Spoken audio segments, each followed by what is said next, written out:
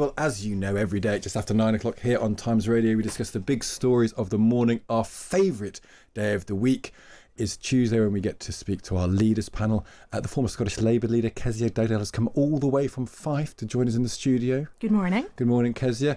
The former Conservative leader, William Hague, has not made a similarly shorter journey to join us in the studio. He's somewhere else. Good morning, William.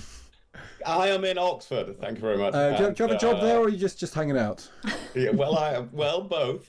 I'm hanging out, but I have a very big ceremony in about an hour's time, so that's why I'm not with you in the studio. But good morning, by the way. You're not ermine-clad, actually. Will you have to put on a preposterous outfit at some point in the next hour? No, that's the lords that do ermine. No, I do. But I will be wearing a very long gown and a mortarboard and speaking in Latin. But I promise not to do that on this broadcast. Can you give us a bit of Latin now, William? Oh no, I'm not doing a Latin test on the radio. Okay. There's a very specific OnlyFans that would really enjoy you in a waterboard reading out Latin. Not a waterboard. What is Latin for having the stuff? When I dissolve the whole meeting later, I'll say dissolvimus hanc congregationem, which means this congregation is dissolved. So there you are. There's a bit of Latin. Yeah, well Thank you. You've raised the bar, because someone was very cross that of the three of us, between me, Stig, and Danny Finkelstein, none of us could say the correct French phrase earlier. So you've helped us increase the brain cell count. I'm not going to say "have you the stub" in Latin. No, we'll move on. Kezia, thank you very much. I did hear that little jibe there, that just muttered under your breath. It is 9:05. We've covered quite a lot on the programme so far this morning. 4 years after Russia launched its full-scale invasion of Ukraine, the Defence Secretary at the time, Sir Ben Wallace, told us his recollection of that dark day. I think it was a sadness, really, that diplomatic efforts, presidents, prime ministers had literally pleaded with Putin not to do this, and he'd still done it. And I think we all knew what would unfold, which is tragedy and the loss of tens of thousands and now millions of lives. It's an important anniversary today, 4 years since he launched a full-scale invasion of Ukraine. That's Vladimir Putin. Many thought it'd be over quickly. William, Danny Finkelstein gave us an interesting phrase, actually. The 4-year anniversary is a sign both of victory and defeat. That at one level, this could have all gone very well for Russia, and they could have rolled through, and this could have been a very different Europe we're looking at in 2026. On the other hand, the world could have got its act together, supported Ukraine sufficiently even before 2022, and Putin would have been put back in his place. Do you lean more towards victory or defeat? Well, it's a very good way of describing it, and it is, of course, virtually a stalemate. In a way, I lean more towards it's been a defeat, because we could have done, the Western world as a whole could have ensured by now that the Ukrainians were successful in fighting off Russia, particularly the United States in the last couple of years, because they've given less support under President Trump. When you think that Russia's economy is smaller than the UK, smaller than Italy, the Western world, the G7 alone have a GDP many times, perhaps 20 times the size of Russia. So if we'd really exerted ourselves sufficiently across the West, the Ukrainians could have been victorious by now. So in that sense, it's a defeat. But I think we have to remember there's still a lot more we can do. And Ben Wallace, I heard the extracts of what he was saying, is quite right that the government are now doing quite a lot about Russia's shadow fleet, these oil tankers that are basically financing the war effort in Russia. But there's more that could be done in intercepting those fleet across the whole Western alliance, in stopping some countries from putting false flags on those tankers. There's quite a lot more could be done over the next few weeks. We're going to hear, just before the end of the programme, actually, from a Russian professor who coined the term deathonomics, about how the Russian economy is sort of geared around the concept of war. But one point he's going to make to us later, William, is that actually, leaving aside Europe and the US, there are plenty of countries that are trading with Russia, China and India being notable ones, Egypt and Thailand.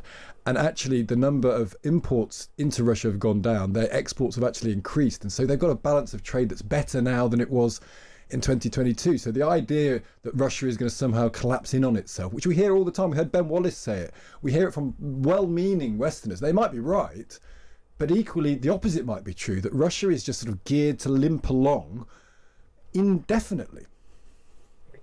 Well, it has a very high pain threshold, Russia. It has throughout history, and they're losing about 35,000 soldiers a month. and yet still that carries on. There's somewhere they find another 35,000 soldiers every month. But on the economy, no, I think they're under a bit more pressure than you were describing there, because they really do need those oil and gas revenues. They've been losing some of that because of the actions taken so far against the shadow fleet, because the US has put sanctions on some of the Indian companies that were trading in that oil. It really does affect, they've already got very high inflation, they're struggling in many different ways. It really does affect that if they lose a lot more of their oil revenue, and it's the main leverage we have over them, apart from giving military aid to Ukraine. So we shouldn't be defeatist about that. It is possible to shift the balance more in favor of Ukraine, and that is what the West should be doing over the coming weeks and months, because I don't see a peace agreement anytime soon. Kezia, we had a text in while Kate was talking to Ben Wallace. We don't get many of these, but I just thought it was interesting, where it said, "Oh, stop talking about Ukraine, we've all moved on." 4 years is a long time in an attention economy that is more attuned to 4 minutes, actually. It is a stalemate. We've heard lots of platitudes. We've had Donald Trump in and out, and we're constantly told there's another peace conference coming, with Witkoff promising something, and then nothing ever happens. There is a danger at some point, or is there a danger, do you think, that this won't seem quite as urgent in the minds of people? So more people holding that view is exactly how Putin wins. Yeah. That's his only path towards victory here, is this idea that the West will just give up, shrug its shoulders and go, we've done our best. And that's everything we've got to rally against, because it doesn't feel like, the world has moved on for people living in Ukraine or any of the border European countries that are faced with the threat of what Putin might do next if he's successful in Ukraine. But how do we do that? Because there is a danger. I mean, I feel like presenting this programme, we were there, we were reporting this on the day it started. It does feel you're constantly, with good intention, you speak to Ukrainians or you speak to Western politicians, and they'll basically say, this is all going to turn out okay.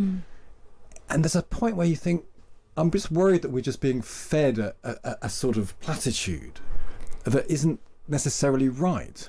I think we're also fed an idea that we can only handle one kind of global crisis at a time, and you've got to pick the country, and at the moment Ukraine's not it. It was Venezuela, then it's Iran, and whatever. Absolutely. And of course, if you are in a position of power, if you're in the MOD, you have capacity for an awful lot more than that. I heard Ben Wallace's interview this morning. I thought he was very strong and very powerful and had lots of interesting things to say about what more the UK government could do. I think he gave it some credit for some of the things that they've done in recent times, but greater sanctions being one of those, harder penalties for third countries who are benefiting from the cheap gas that continues to flow from Russia. And yet we don't have a defence investment plan, which was promised whenever it was last summer. And when it boils down to it, are we really willing to pay more taxes? Are we willing to cut welfare or cut something else to get to spend more on defence? We constantly talk as if we're just about a wartime economy, but we're not. I wonder if the gap between what we talk about and what we're actually prepared to do, either in government or in the electorate, is actually quite broad. So the willingness to accept that is our future reality, that we will have to spend 3% GDP on defence. At least, has not been made yet, but it was never going to happen overnight. It's not like you just press a button somewhere and suddenly the public are convinced. It's an argument that needs to be made repeatedly over time, and you can see the government doing that. That's absolutely the direction of travel, and we will have to spend less on other things as a consequence. And do you think people will eventually accept that? I think we will all have to, but we will only accept that if the argument is made clearly to us, and we've not quite got there yet. No. William, can I ask you, one of our listeners messaged in before, because the government has announced a fresh load of sanctions this morning. They say the biggest ever sanctions package on Russia to mark this awful anniversary. One of our listeners messaged in to say, how at this point, 4 years on, do we still have 300 different sanctions that we haven't already deployed? I mean, it's a very good question, isn't it? It is a good question, and I think the answer to that, I haven't seen the details of the 300, but the answer will be that when you put sanctions on a country, they find workarounds. They will then set up new business entities, start trading through a different route, start selling something else. New people will get involved. So you do have to update sanctions. If you sit with your original set of sanctions, even if they were quite severe, you'll find after a couple of years they're completely useless because the country concerned has found a way around them all. So that is largely what is happening when you hear the government announcing new sanctions. It's not that they didn't think of this before. It is that they've moved on to a new set of people, a new set of businesses that have been established over that time. Yeah, that's a really useful explanation and hopefully a helpful one there.